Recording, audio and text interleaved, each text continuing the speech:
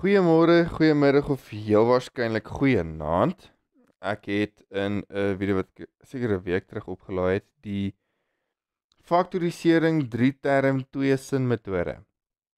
Het ek 'n klomp vrae in die einde van die video gelos. En veel gesê gaan doen dit by die huis, gaan doen dit self of as jy na 12 voorbeelde nog steeds nie die werk verstaan nie, dan verstaan jy regtig nie die metode nie.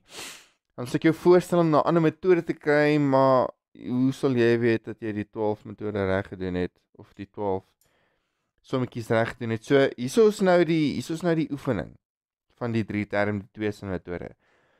As jy nie weet waarvan ek praat nie, gaan kyk eers daai video. Ek gaan gou vinnig net hersien wat gebeur in daai video, maar die basiese prinsip is ek praat van 2 sinne. Ek weet hierdie laaste een, hierso sê 2 sinne, maar dit moet eintlik wees tweede sin. Eerste sin en tweede sin. So, in die eerste sin het ons gefokus op 3 dinge. Ons het gefokus op die laaste term. Onthou 3 terme bestaan uit 3 terme. So ons het gefokus op die laaste term, die teken van die laaste term en dan die koëffisiënt van die tweede term. As jy nog steeds nie weet wat 'n koëffisiënt is nie, dan treur ek jou wiskunde kennis. Gaan kyk, ek sal 'n video hier opsit wat eksponente verduidelik en vir jou mooi sê, waar sit die koëffisiënt van die veranderlike? So ja, in 'n geval. Tweede sin, wat gebeur in die tweede sin? In die tweede sin fokus ons op 2 dinge. So in totaal is daar 5 dinge wat ons in geag moet neem. Wat is daar 5 dinge wat ons in ag moet neem as ons nou werk met hierdie 3 terme. So die laaste 2 dinge, ons het nou gepraat van 3 dinge, die laaste 2 dinge is die tekens. So jy maak jou 2 hakies en dan fokus jy op die tekens. Die 2 tekens. OK. So hierso is al die vrae wat ek vir julle gegee het. Pause die video, skryf dit neer. Ja, gaan pause dit, skryf dit neer. Dis letterlik waar hierdie hele video gaan. Ek gaan stadig deur die metode gaan op elke liewe een van hierdie. Dit gaan baie praat wees, glo my. Dit gaan baie praatwerk wees, maar as jy dit kan doen, dan kan jy doen. Dan is jy gesort vir die res van jou hoërskoollewe. En jou universiteitlewe as jy besluit om ingenieurswese of iets waarin daar wiskunde gedoen word, jy weet, te gaan studeer. So, nommertjie 1, skryf hom neer. Wat het ek gesê, waarop fokus ons die hele tyd?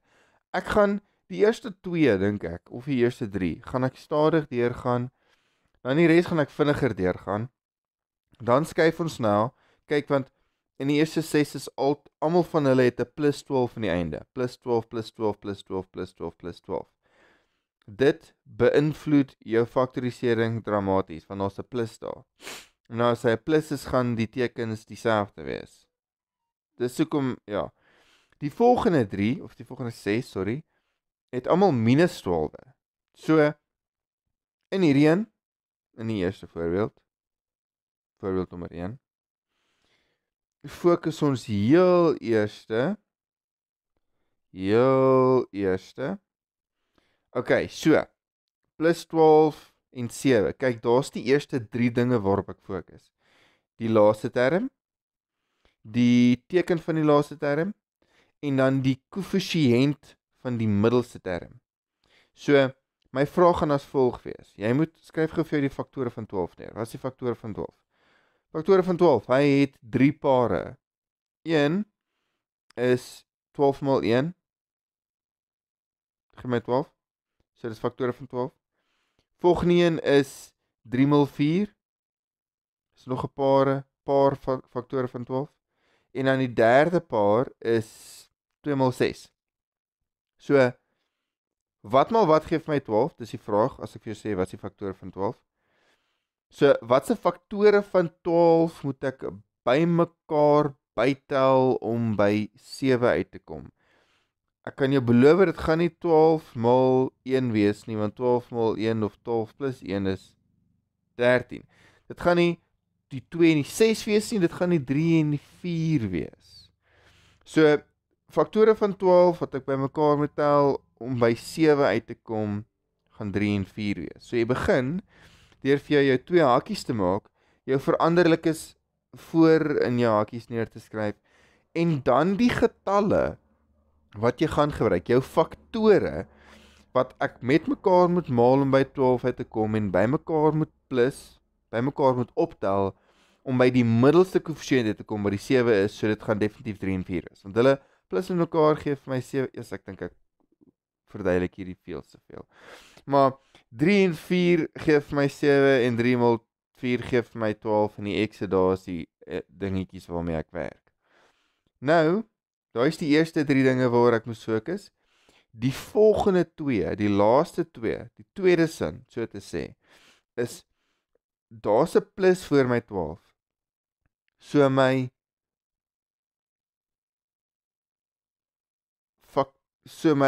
wat sê ek? So my tekens tussen my hakies of ja, my tekens van my hakies gaan dieselfde wees. As daar plus is die tekens dieselfde. Dit beteken ek moet kyk waar gaan my, so as hulle dieselfde is, gaan albei eintlik minus wees. Dit gaan so wees vir almal van hierdie. Maar as hulle van mekaar sou verskil, sou jy eers moet kyk wat se een het die grootste een en dan sien jy daai se minus, dan besluit jy okay, die grootste kry die minus. In hierdie geval kry die grootste een die minus, maar hulle is dieselfde, so die 3 kry ook 'n minus. Baie moeilik? Ek hoop nie dis moeilik nie. Ek het nou 3 term heeltemal van voor af verduidelik. So dit het 7 minute gevat. Dit beteken ek gaan nie 7 minute vat vir elke liewe vraag nie, ek beloof. Ek gaan baie minder as 7 minute vat. Okay, volgende een. Ons werk nog steeds met 12 en 7. So die vraag is, wat se 2 faktore moet ek by mekaar wat se 2 faktore van 12 moet ek by mekaar tel om by 7 uit te kom? Dit gaan weer 3 en 4 wees, maar kyk in hierdie geval, in die vorige geval was die 7x 'n minus vooraan gehad, in hierdie geval is daar plus. So my tweede sin is dan as volg. Die tekens is dieselfde, die grootste een kry 'n plus, maar albei is dieselfde, daarom kry albei 'n plus. Sien jy hoe dramaties maak net 'n teken 'n verskil? In hierdie nommertjie 1, die enigste verskil tussen nommer 1 en nommer 2 is die feit dat voor die 7x was daar 'n minus. Dis al wat verander, maar my hakies verander so dramaties. Skielik is die tekens heeltemal anders. So jy moet daai sinne in jou kop gaan opsê om hierdie goetertjies reg te kry. Nommer 3. Ek werk weer met 12. Okay, ek gaan nou op sê ek werk met 12 want ek gaan met almal met 12 werk. So jy maak jou hakies, wat jou faktore van 12 as ek hulle bymekaar moet tel, moet dit vir my 8 gee. Dis nie weer 3 en 4 nie, dis nou 6 en 2. 6 maal 2 gee vir my 12, 6 plus 2 gee vir my 8. Daarom sal dit wees x 6 en 2, daai 2. Nou die plus voor die 12 beteken dat die tekens dieselfde gaan wees in die hakies. Die minus beteken albei van hulle gaan minusse kry. Voorbeeld nommer 4. Oh wow, ek vinnig as ek nou. Okay, so ek dink almal gaan nou so vinnig wees. Faktore van 12 bymekaar tel om vir my 8 te gee, 2 en 6. Weer die verskil hierso is dis net die plus wat 'n verskil is. So albei kry nie 'n minus soos in voorbeeld 3 nie, albei kry 'n plus soos in voorbeeld 4. Okay, voorbeeld 5, kom ons gaan nou aan. So wat se faktore van 12 moet ek met mekaar maal om my 13 uit te kom? Gaan nie 3 en 4 wees nie, gaan nie 2 en 6 nie, gaan wees 12 en 1. So skryf dit neer, 12 en 1. Beide van hulle, die 12 het 'n plus, so beide van hulle gaan dieselfde wees. En kyk na die minus vir die 13, so beide van hulle gaan 'n minus wees. Ja, sommer super vinnig. Voorbeeld 6, kyk hy lyk presies dieselfde as voorbeeld 5. As jy al hierdie kan doen, nee, ek weet ek het dit in die vorige video gesê, maar as jy al hierdie kan doen, dan sal jy nooit in jou lewe 'n faktorisering kry waar daar 12 as die laaste term is en dit nie kan doen nie. Want hierdie is die 12 maniere hoe jy 12 in 'n 3 term kan faktoriseer. Daar's nie 'n ander manier nie. Hierdie is al die variante. Okay, dis 'n anglisisme, maar in 'n geval. So, nommertjie 6. Wat gee vir my 12? As ek by mekaar tel, gee vir my 13, presies dieselfde, 12 en 1. Enigste verskil is daar's 'n plus voor die 13x, so die grootste een kry die plus. Maar hulle is dieselfde want die 12 het 'n plus, so albei gaan plus wees. Baie moeilik? Ek dink nie is baie moeilik nie. Volgende een. Volgende 6. Nommertjie 7. Ek het vir jou gesê in die vorige een het ons net met plus 12 daar aan die einde gewerk. Nou op die oomblik werk ek net met minus 12. So die rede hoekom ek om hierdie 6 laaste doen is omdat hulle bietjie moeiliker is. Want in die vorige het ek vir jou gesê dat dat is plus 12, maar die plus beteken die tekens is dieselfde. En omdat die tekens dieselfde is, kyk jy net wat die teken is by die middelste term en jy skryf daai twee daar neer. In hierdie geval, omdat dit 'n minus is, om nou 'n ander woord vir minus is verskil, so die tekens in my hakies gaan van mekaar verskil. So ek werk met 12 en ek werk met 1. Kyk, daar's 'n 1 voor hierdie x. So wat maal wat gee vir my 12 en as ek hulle van mekaar aftrek, gee dit vir my 1. Het is nie 12 en 1 nie. 12 maal 1 gee vir my 12, maar 12 minus 1 gee vir my 11. Het is nie 2 en 6 nie. 12, daai 2 gee vir my 12, maar as ek hulle van mekaar aftrek, gee vir my 4. Dit is 3 en 4. So 3 maal 4 gee vir my 12 en as ek hulle van mekaar aftrek, gee dit vir my 1. Nou, jy skryf dit so neer, 3 en 4. En nou is nou kom die moeilike gedeelte. En dis waarmee meeste van die mense sukkel. En dis hoekom ek die plusse eers gedoen het, want hulle is bietjie makliker. So omdat ek werk met 'n minus, beteken dit die twee tekens in my hakies gaan van mekaar verskil. So hulle gaan nie dieselfde wees nie. Een gaan dan, so watse opsies het hulle? Dis of 'n plus of 'n minus.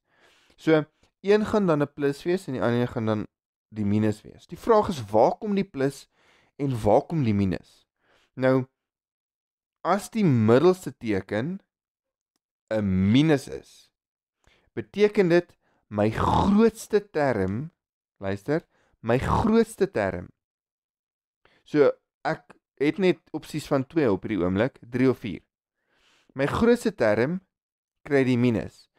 As hulle dan van mekaar verskil, kry die kleiner een die plus. Ek hoop dit maak sin. Ons gaan nog 'n paar voorbeelde doen. So, voorbeeld nommer 8. Dit is weer 3 en 4, kan jy sien my middelste term is weer 'n 1. So dit gaan weer 3 en 4 wees, wat beteken dat my tekens is al wat nou belangrik is. So die minus voor die 12 beteken dat die tekens van mekaar gaan verskil. So die tekens verskil van mekaar, een is 'n plus en die ander is 'n minus. Maar die middelste term het 'n plus. So die grootste teken, die grootste term kry die plus en die kleiner term kry die minus. Hulle verskil van mekaar, grootste een kry die plus, kleinste een kry die minus. Groter een is die 4, die kleiner een is die 3. So dis plus 4 en minus 3. Sien jy die verskil?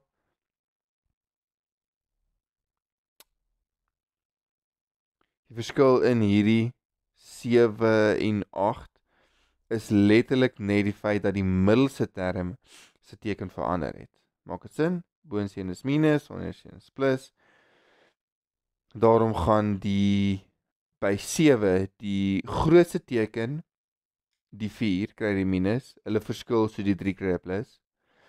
In 8 is die grootste teken, die grootste term kry die plus en die kleiner teken, omdat hulle verskil, die 3 kry dan die minus.